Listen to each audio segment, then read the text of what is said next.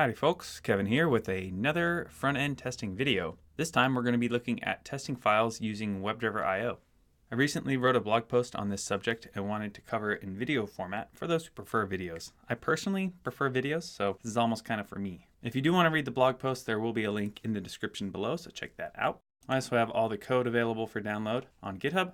And before we get started with it, I want to give a brief overview of WebdriverIO in case you haven't heard of it before. It is a functional test framework for testing websites using tools like Selenium or WebDriver. It's written in NodeJS, so if you're familiar with JavaScript, you'll be very familiar with the code. And aside from the WebDriver bindings, it comes with many powerful integrations with other tools, such as Mocha, Chai, Jasmine, Cucumber, and third-party tools like Sauce Labs, Applitools, things like that. This is what a sample WebdriverIO test looks like. You see the syntax focuses on kind of this jQuery style of sending commands, and all this will run through a browser. So WebdriverIO is pretty cool, and today we're going to use it to test file downloads in your browser. So to get started, we're going to go to a page on the internet. It's called the internet. It's a big site containing a whole bunch of examples that you can use for testing, and one of those examples is the file download page, which we'll go to. And on this page, we have some files that we can download. The one we're going to test is somefile.txt. And if we click it and open it, you see it's a rich text format file. It makes this example a little bit trickier because it's not just the text ASDF, it's the whole thing to it, but it's still what we'll use for this, and we can kind of get around that fact. So that's what our test is going to do. It's going to open up this internet page, and then it's going to click this link and then download the file, and then it's going to validate that that file has been downloaded. So I've got my terminal open to the folder where I want my test code to live at. And the first thing I'm going to do is initialize npm. So this creates a package.json file that I'm going to use to store my dependencies. The next thing I'm going to do is install WebdriverIO. And a quick note that this is version 4.14 that I'm installing. This is not version 5. So if you're watching this video a few months in the future, you may need to install this a little bit differently, and I'll probably have a video on that. Now that I've got WebdriverIO installed, I can call the configuration wizard by typing npx wdio. And I'm going to go through this helper and answer all the questions. If you'd like more information about those questions, I do have a full video on using this configuration service and getting WebdriverIO set up where I go into more detail about that. So check that out in the links. Next, I'm going to open up this configuration file that was just made. So the reason for opening up this configuration file is to set up the directory that I want to download the files to. I don't want to use the default that Chrome goes with because that can vary from system to system. So I want to provide an override for it. And what I want to do is create a temporary folder that I'm going to use to store the download and then let Chrome know where that folder is. So I'm going to come down to my capabilities, and you see my browser name is Firefox. I'm going to change that to Chrome. Now you can use Firefox if you'd like. I don't know the exact override for it, but it's probably going to be something similar to what I'm going to do for Chrome. So I'm going to add another property to this capability called Chrome Options. It's going to be an object, and in it it's going to have a prefs property, which is also an object. And one of the properties on it is going to be called download default directory. And then in here is where we pass the path to the directory we want to use for our downloads. Now this path I'm actually going to use a few times, so I'm going to pass it in as a variable that I'm going to define in just a second. And call that variable download directory, download dir. I'm going to come back up to the top of my file, and I'm going to define a global called download dir. And the reason I'm doing this as a global is I want to be able to access this download directory path from inside of my test. So by setting it as a global, I now have access to that in my test. Whereas if I had just defined it as a normal variable in here, it would only exist in this file, and I wouldn't be able to access it from my test itself.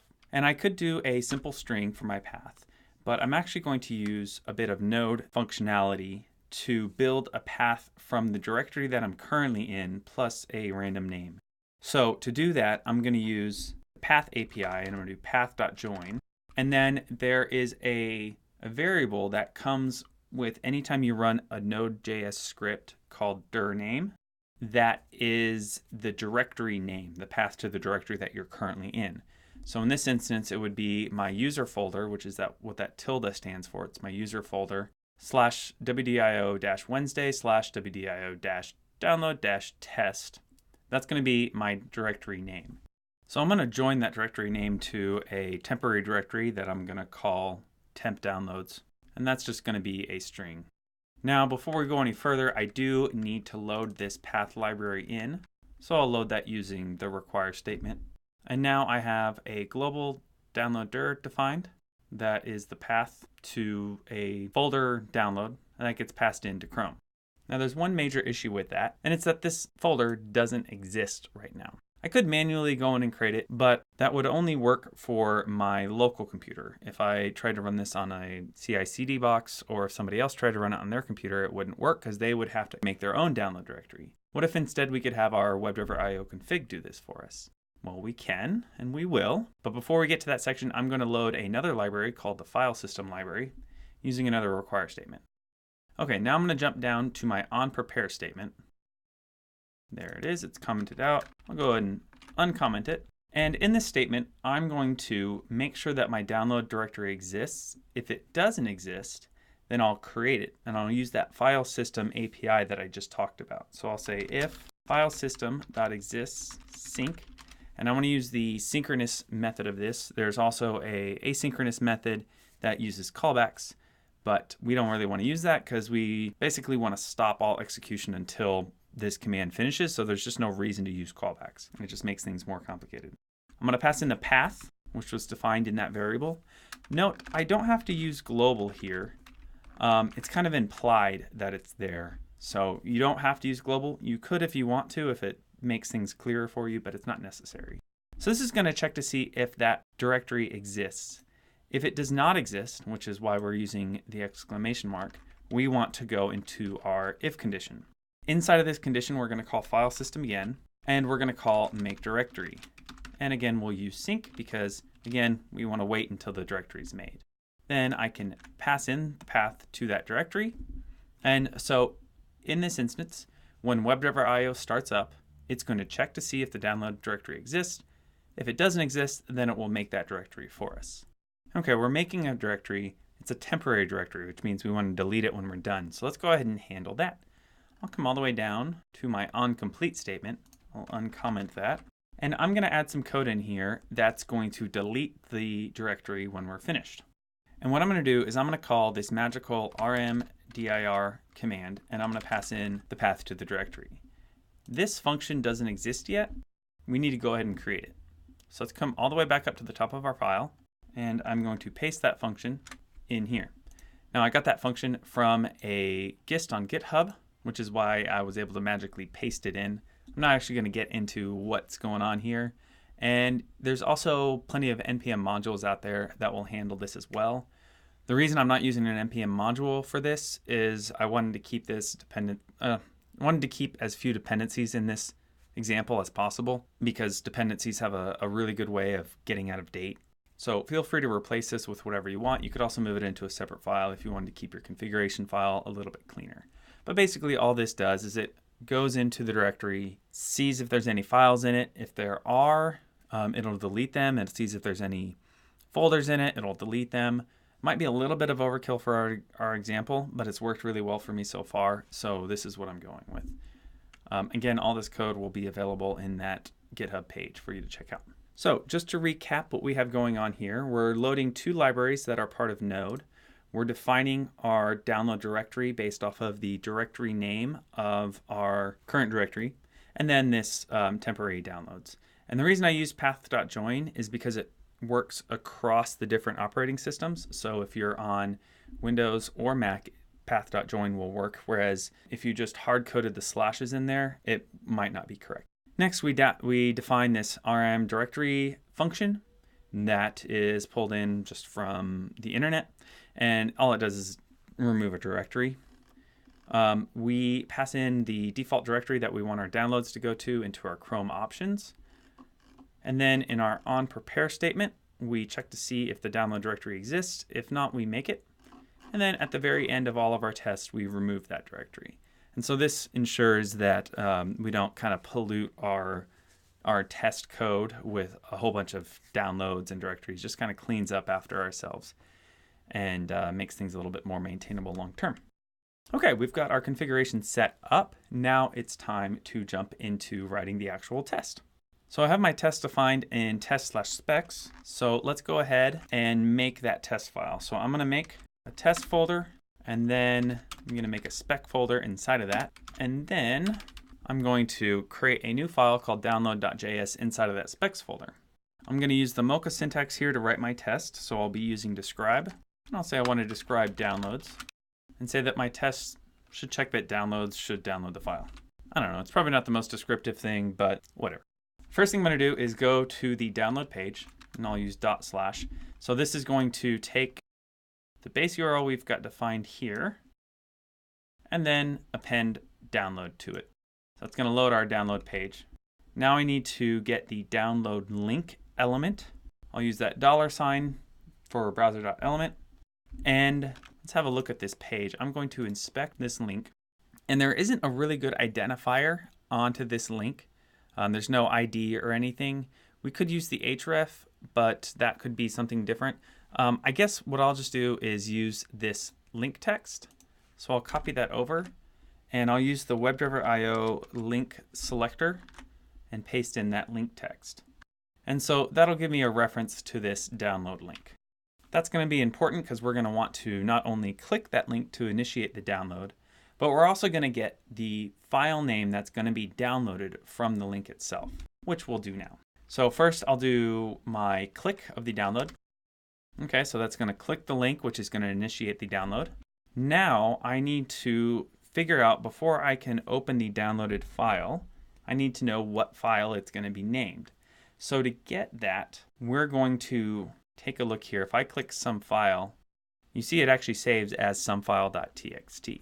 So we need to figure out, this is kind of a more obvious, but imagine if that text wasn't some file, it was important file.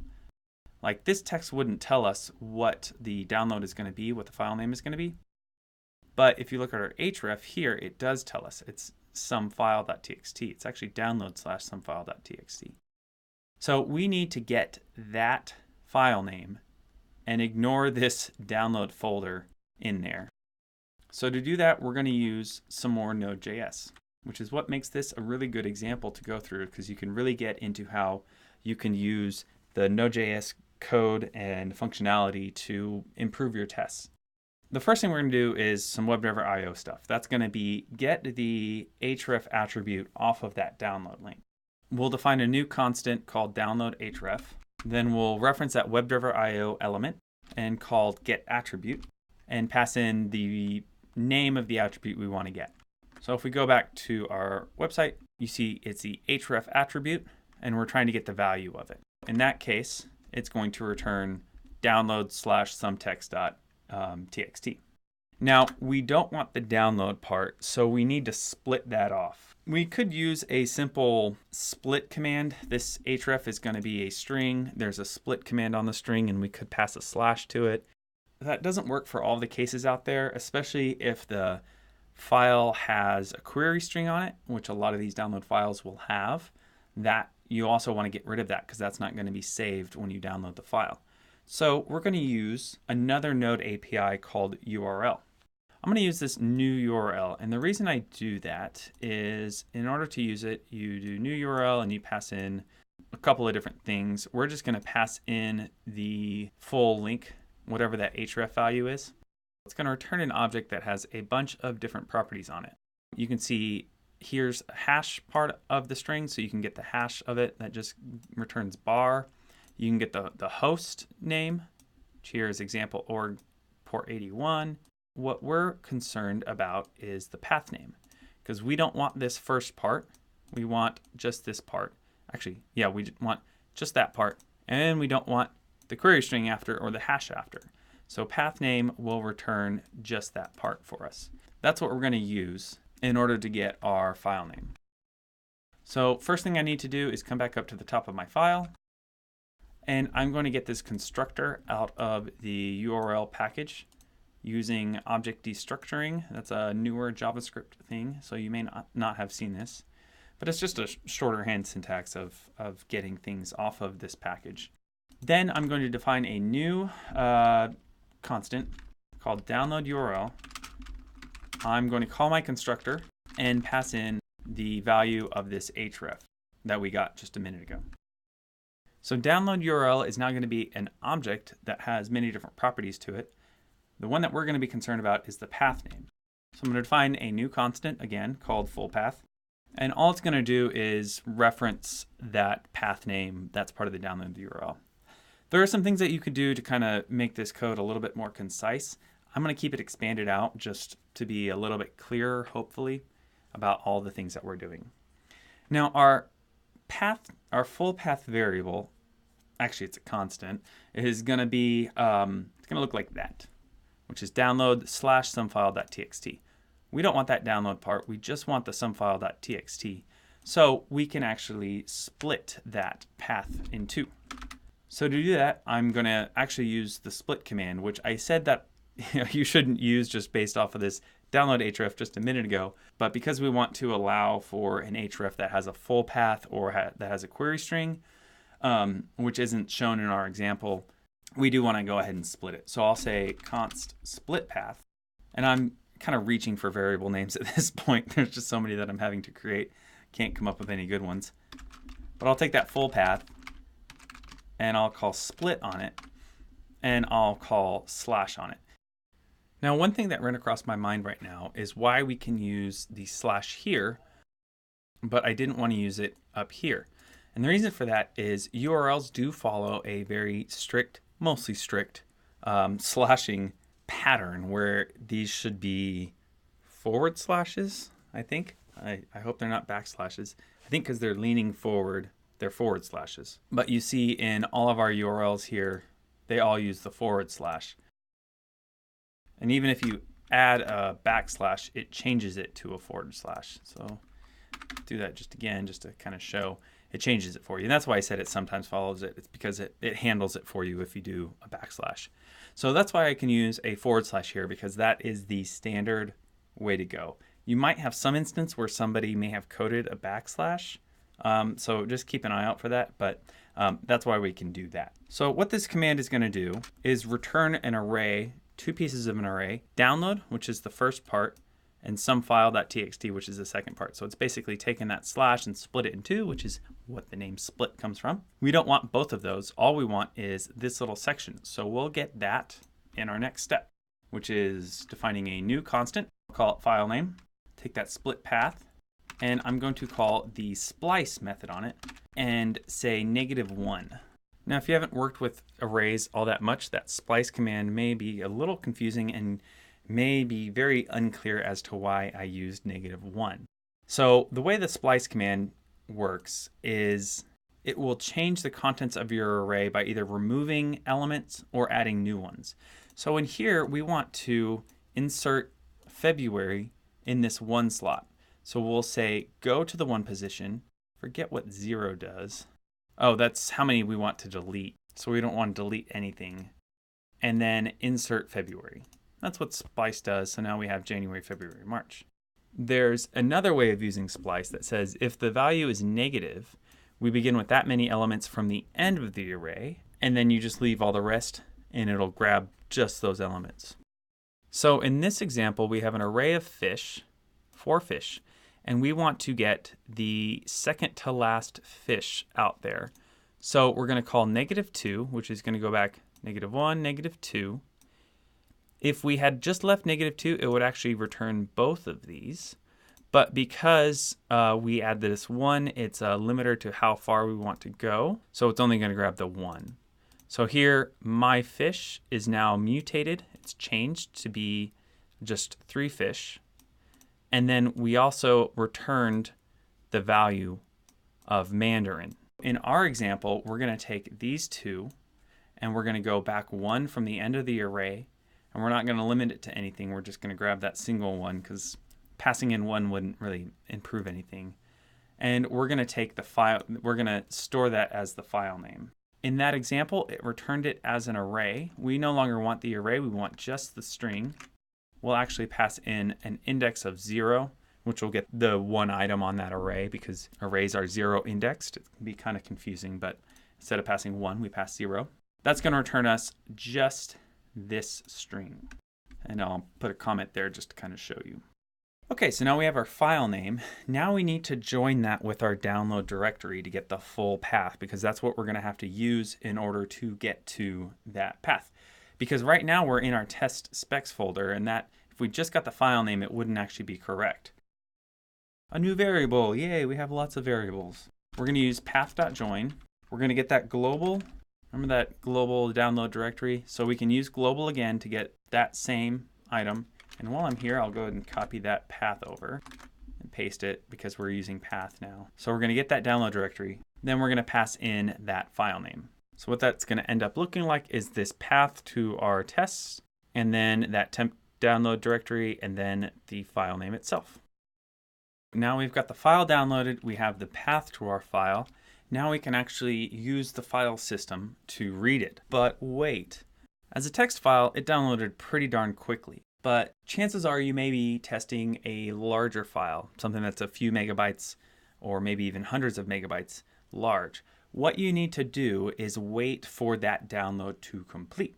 So there's a couple different ways to do this. The one that I like to use is basically when I start to download my file, it actually doesn't save it as this file name. It saves it as the file name plus this like download extension. Let me see if I can actually show you what I mean. So say I want to download a very large file like a copy of Ubuntu.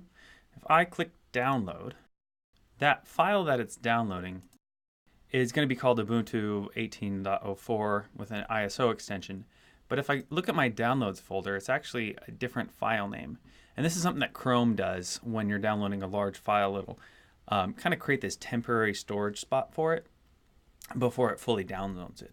So we can kind of take advantage of this to say until that file exists, we just want to wait, because it's not like, and I'm crossing my fingers that I'm correct here, it's not like that file gets created and then it's added to as it goes along. That file isn't even created until the very end, until the file has fully downloaded and Chrome is ready to store it as a single full file. So I'm going to go ahead and cancel this because I don't really need Ubuntu downloaded right now. What I do need though is a bit of functionality to check to see if a file exists or not, and basically return a promise whenever that resolves once that file does exist or rejects it if we run out of time. So Stack Overflow, super helpful here, gives me a function that I can use. And again, there's more than likely an NPM file or an NPM package that handles this for you. But just to keep things simple, I want to go with just this simple function. And we'll come back up here. I'm going to paste it at the top. Actually, no, I'm not going to paste it at the top. I'm going to create a new file, and I'm going to save it as checkExistWithTimeout.js, and I'm going to come all the way up and store this in a new folder called utils, and I'm going to save it in there. Copy that file path. And the reason for this is I may want to use this in other files. So by not having it in here, I can reuse it in other files. And then I'm going to require in here using that same require syntax. This time I'll go up 2 directories because I need to get out of specs and I need to get out of test. Then I'll go into the utils directory and load that file. And now I have checkExistWithTimeout. Now I can't just call checkExistWithTimeout file path because this is a promise. If I have any code after it, it's actually going to pass right over it because promises, you call them and then they're asynchronous, meaning that they don't stop the code execution. You have to write your code to where your code stops itself before you can go through. The next part of this that's important to know is that since WebdriverIO Io handles behind the scenes asynchronous functions in a different way, there's a very specific syntax you need to do. And it's browser.call is what you need to do. Browser.call. And what we're going to do is we're going to return the promise that's returned from check exists with timeout. So if I go back to check exists with timeout, see it returns a new promise. When I call check exists with timeout, it's actually going to return a promise, and that is going to be passed back to browser.call. Let's take a look at browser.call real quick. So basically it allows you to execute any async action within your test script, treat it as a synchronous function, accepts promises, and stops until the promise has resolved. So in here, it looks just like that. We call some promise library, and we return it. And so this will kind of halt execution until we're done. That's what browser.call does, and we're going to use it to pass in this check exists with timeout, and we're passing in the file path. So it's going to basically hold up here, and we should pass in a timeout. So we want to wait 60 seconds. You might want to wait 120 seconds. We just want to wait 60 seconds, which is 60,000 milliseconds, but who's counting? And so this is just going to wait until that file now exists. So at this point of the game, we have our file downloaded to our directory, fully downloaded. We know that it's there. We're ready to use Node to check, or not to check, to read that file, and then we can use it in our assertions. I will create a new constant called file contents. And there's actually a couple of different things you could use here. We're just checking out a text file. We're going to use the built-in file system to read a file and get the contents from it. But if you're doing something like a spreadsheet file or a CSV file, there are npm packages for that. Or an image, you can use an npm package for that. Or like a zip file, a zip folder, if you want to unzip it, there are, again, npm packages for that. But our case is pretty simple. So I'll call that file system again, and I need to load that file system in. So file system, we're going to call read file sync, pass in the file path, and then we need to tell it that it's encoded in UTF-8. So read file sync reads the file synchronously. Pretty cool little thing. If that file didn't exist, this would throw an error, and that would be bad. But we have pretty much made sure that that file exists. And I meant to call that read file file contents, not file content. It's a very content file. Okay, now I'm going to go ahead and log out the file contents just for you to see what it looks like. But I'll add my assertion now that basically this file has contents in it and includes very specific content as ASDF. So if I come back into my text pad, you see the contents of that file is ASDF. But that's not really it, because this is a rich text file. Even though it was downloaded as a TXT file, it's actually stored as a rich text file. It's confusing, very confusing. But I'm going to do an assert. And this is using the Node Assert library. I'm not using chai because I wanted to keep this example a little bit simpler. But I need to come back up here and load assert. There, I've got it loaded. I'm going to do assert.ok. And so what I'm doing here is I'm calling file contents because file contents is a string. It has an includes function available on it. It's kind of funny because it's a string, but you can call properties on it or call functions on it. Neat little JavaScript trick that I really enjoy. And then I can pass in the string I want to check that file contents includes. This is going to return true or false that assert.ok is going to check for. So if it's true, this assertion will pass. If it's false, it will fail. Now's the time where I cross my fingers and hope that I did all of this correctly by running it in the browser. So npx WDIO, this is going to run the node modules.bin/WDIO command. I see my browser pop open to the download page. Oh, that was fast. File system is not defined. So in check exist with timeout, I forgot to include, because it calls file system, it also calls path. I forgot to include those two things in that file. Hopefully that's the only mistake I made. Woohoo, it passed. And here you see the output of that file. So this is that rich text format stuff, and it has ASDF at the end. which is what we're checking for. Now there is a npm package. How many times have I said this, that there's an npm package for parsing through rich text format files, but I wanted to keep things really simple. So I just did the includes bit to it, and that just checks at the very end. You'll probably want to do something a little bit smarter than what I've got going on here, because any sort like ASDF is not a common set of letters to have combined, but it also wouldn't be completely unreasonable for it to appear somewhere else in the file name. But this is a pretty reasonable guess that our file downloaded and everything. Before I close out, there is one thing to note, and that is if you run this on a third-party Selenium server like Sauce Labs or Browser Stack, you're actually not going to have access to the download file itself.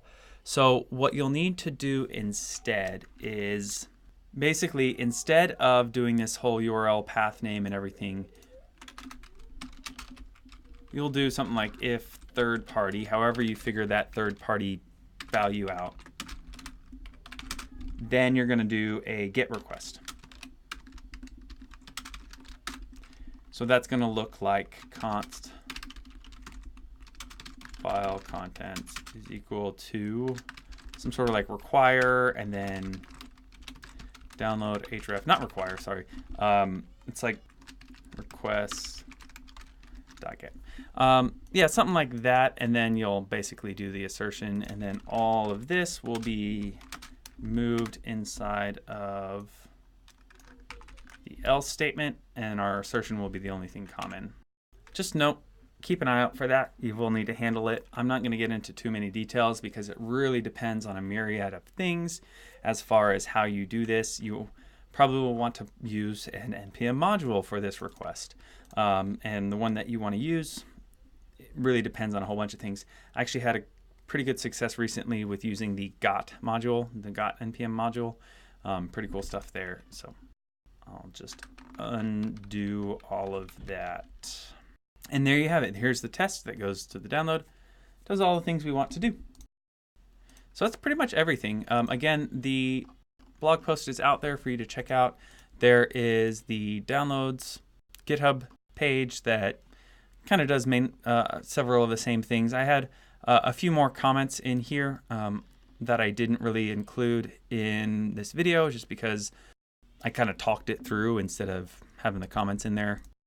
So yeah, give that a try and let me know how your experiences go. You don't find yourself having to download files too often, and there can be definitely some complexities to it. One thing I definitely didn't cover is using something like here I have this download zip. This is actually, that's good. That's a link address. So that would actually work. But on a few of these downloads, a lot of times there'll actually be a button instead of a link. And that's a bit harder to work around because you can't get the file name from that button. Like it calls a JavaScript thing and then passes it through. What you could do instead is you could either try, with your knowledge of how the website works, you could try to determine what that file name is going to be of the downloaded thing. Or you could check the contents of your directory before downloading, run the download, then check the contents and see what's changed. And hopefully that file name that file will have appeared, and you can kind of use that to figure out how that file goes. But I'm not going to get into it because it's a lot more complicated, and it really depends on the situation. So it's really going to depend on what you've got. So as always, if you've got questions or comments or have an idea for a future video or anything, just leave a comment. And thanks for watching. See you all around next time.